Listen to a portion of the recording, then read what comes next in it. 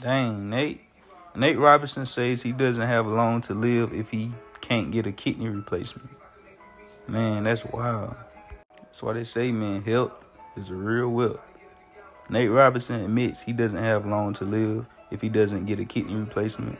2 years after announcing his renal kidney failure diagnosis, ex-NBA star Nate Robinson has admitted he doesn't have long to live if he can't find a replacement.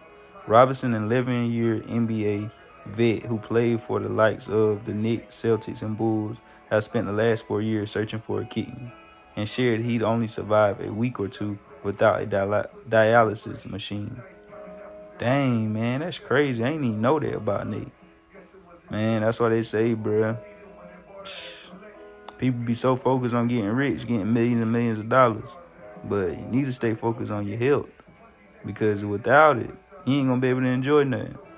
Y'all let me know, man. Follow for more. Prayers for Nate.